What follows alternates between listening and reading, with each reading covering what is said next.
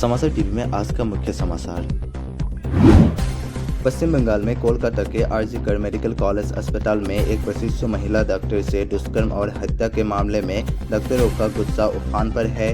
देश भर के डॉक्टर इसके विरोध में सड़कों पर उतर आए हैं। इस बीच किसान नेता राकेश टिकैत ने इस मामले में प्रतिक्रिया दी। उन्होंने कहा कि कोलकाता में महिला चिकित्सक से दुष्कर्म और हत्या की घटना पर कार्रवाई के लिए देश में कानून और संविधान है। इसके बावजूद इस घटना को पिछले 10 दिन से हाईलाइट किया जा रहा है। यह पश्चिम बंगाल सरकार को बदनाम करने और गिराने की साजिश है। भाजपा सरकार को घेरते हुए कहा कि भाजपा शासित राज्यों में भी दुष्कर्म और हत्या जैसी घटनाएं हो चुकी है, मगर वहां इन मामलों को दबाया जाता है। राकेश टिकैत के इस बयान पर भाजपा प्रवक्ता शहजाद पूनावाला ने प्रतिक्रिया दी। उन्होंने टिकैत के बयान को शर्मनाक बताया। महाराष्ट्र के मुख्यमंत्री एकनाथ शिंदे ने बुधवार को दावा किया कि ठाणे जिले के बदलापुर में 2 बच्चियों के कथित यौन शोषण को लेकर हुआ विरोध प्रदर्शन राजनीति से प्रेरित था और इसका उद्देश्य राज्य सरकार को बदनाम करना था। उन्होंने यह भी कहा कि अधिकांश प्रदर्शनकारी बाहरी थे। मीडिया से बात करते हुए सीएम एकनाथ शिंदे ने विपक्ष पर निशाना साधा और कहा कि इस घटना पर राजनीति करने वालों को शर्म आनी चाहिए। कलकत्ता हाईकोर्ट ने बुधवार को आरजी मेडिकल कॉलेज एवं अस्पताल में डॉक्टर के दुष्कर्म और हत्या के मामले में दायर जनहित याचिकाओं पर सुनवाई 4 सितंबर तक स्थगित कर दी है। सुप्रीम कोर्ट पहले ही इस मामले पर स्वतः संज्ञान ले चुका है, जिसके चलते हाईकोर्ट ने फिलहाल याचिकाओं पर सुनवाई स्थगित कर दी है। आरजी मेडिकल कॉलेज में प्रशिक्षु डॉक्टर से दुष्कर्म और हत्या के विरोध में देश भर में विरोध प्रदर्शन हो रहे हैं। ऐसे में सुप्रीम कोर्ट ने मंगलवार को स्वतः संज्ञान लेकर इस मामले पर सुनवाई की। दलित और आदिवासी संगठनों ने बुधवार को भारत बंद का आह्वान किया। यह बंद हाशिए पर पड़े समुदायों के लिए मजबूत प्रतिनिधित्व और सुरक्षा की मांग को लेकर बुलाया गया। National conference of Dalit and Adivasi organisation ने मांगों की एक सूची भी जारी की।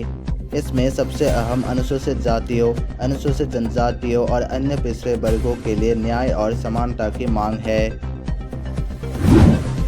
कोलकाता के आरजी मेडिकल कॉलेज में दुष्कर्म के बाद जूनियर डॉक्टर की हत्या का विरोध करने पर बंगाल के अभिनेत्री मिमी चक्रवर्ती को दुष्कर्म की धमकी मिली है। पूर्व टीएमसी सांसद ने एक्स पर लिखा कि आज के दौरे में महिलाओं के लिए न्याय मांगना भी सही नहीं है। पूर्व टीएमसी सांसद और बंगाल की अभिनेत्री मिमी चक्रवर्ती ने पिछले दिनों डॉक्टरों के विरोध प्रदर्शन में भाग लिया था। इसके बाद उनको सोशल मीडिया पर दुष्कर्म की धमकी दी गई। अभिनेत्री ने एक्स पर धमकी भरे स्क्रीनशॉट शेयर करते हुए लिखा कि हम महिलाओं के अधिकारों के लिए न्याय की मांग कर रहे हैं। महिलाओं के साथ खड़ी भीड़ में कुछ ऐसे नकाबपोश जहरीले पुरुष भी हैं जो बलात्कार की धमकियां दे रहे हैं। कौन सी परवरिश और शिक्षा इसकी अनुमति देती है? उन्होंने पोस्ट में कोलकाता के साइबर क्राइम डिवीजन को भी टैग किया। महाराष्ट्र में बदलापुर के एक स्कूल में बच्चियों के कथित यौन उत्पीड़न के मामले में अब जबरदस्त बवाल शुरू हो गया है। यह मामला अब राजनीतिक रुख ले चुका है। शिवसेना युवती नेता संजय राउत ने इस मामले में प्रतिक्रिया दी। उन्होंने सुरक्षा के मामले में महाराष्ट्र सरकार को घेरा। संजय राउत ने इस घटना को एक घिनौना अपराध बताया। इसके साथ ही बदलापुर नहीं जाने पर उन्होंने मुख्यमंत्री एकनाथ शिंदे को भी घेरा। राकांपा एसपी नेत्री सुप्रिया सुले ने इस घटना के विरोध में महाराष्ट्र सरकार के खिलाफ विरोध प्रदर्शन किया। उन्होंने कहा कि महाराष्ट्र में अपराध बढ़ गया है। उन्होंने कहा कि राज्य में खासकर महिलाओं के साथ अपराधों की संख्या में वृद्धि हुई है। भारत के रक्षा मंत्री राजनाथ सिंह 23 अगस्त को अमेरिका जाएंगे। वो अमेरिकी रक्षा सचिव लॉयड ऑस्टिन के निमंत्रण पर 26 अगस्त तक वहां रहेंगे। इस दौरान वो अमेरिकी रक्षा सचिव के साथ बैठक करेंगे। इसमें रक्षा सहयोग की मजबूती को लेकर चर्चा होगी। इसके अलावा रक्षा मंत्री अमेरिकी राष्ट्रपति के राष्ट्रीय सुरक्षा मामलों के सहायक जैक सुल्लिवन से मुलाकात करेंगे। पीएम मोदी की न्यूयॉर्क यात्रा से पहले रक्षा मंत्री राजनाथ सिंह का अमेरिका दौरा काफ़ी अहम माना जा रहा है। इससे अमेरिका भारत संबंधों को नई गति मिलेगी। साथ ही रक्षा क्षेत्र में कई सहयोगों में मजबूती आएगी। इसके अलावा अमेरिका दौरे से दोनों देशों के बीच वैश्विक रणनीतिक साझेदारी के व्यापक होने की उम्मीद है। रक्षा मंत्री अमेरिका के रक्षा उद्योग के साथ गोलमेज बैठक भी करेंगे। इसमें रक्षा उद्योग के साथ चल रहे कामों और भविष्य के रक्षा समझौते पर चर्चा की जाएगी। यात्रा के दौरान वो भारतीय समुदाय से भी बातचीत करेंगे। बदलापुर के बाद अब महाराष्ट्र के अकोला में स्कूल में छात्राओं से छेड़छाड़ का मामला सामने आया है। यहां एक जिला परिषद स्कूल के शिक्षक पर छात्राओं को अश्लील वीडियो दिखाकर छेड़छाड़ करने का आरोप लगा है। छात्राओं के शिकायत पर पुलिस ने आरोपी शिक्षक को गिरफ्तार कर लिया है। अकोला एसपी बसंत सिंह ने बताया कि एक स्कूल की छात्राओं ने काजी खेर के शिक्षक 47 वर्षीय प्रमोद मनोहर सरकार के खिलाफ शिकायत दर्ज कराई थी। आरोप है कि शिक्षक छात्राओं से छेड़छाड़ करता था, साथ ही अश्लील वीडियो दिखाता था।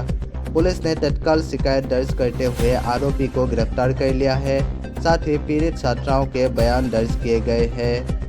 आरोपी शिक्षक के खिलाफ बीएनएस की धारा 74 व 72 और पॉक्सो एक्ट के तहत मामला दर्ज कर लिया गया है। प्रधानमंत्री नरेंद्र मोदी बुधवार की सुबह 2 दिन के पोलैंड दौरे पर रवाना हो गए।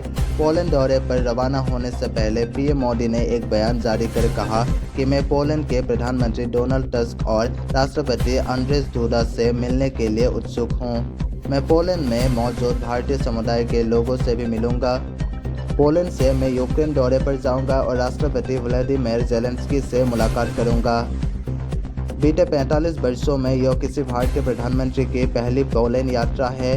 बयान में कहा गया कि पोलैंड के साथ कूटनीतिक संबंधों के 70 साल पूरे होने के उपलक्ष्य में प्रधानमंत्री का दौरा हो रहा है।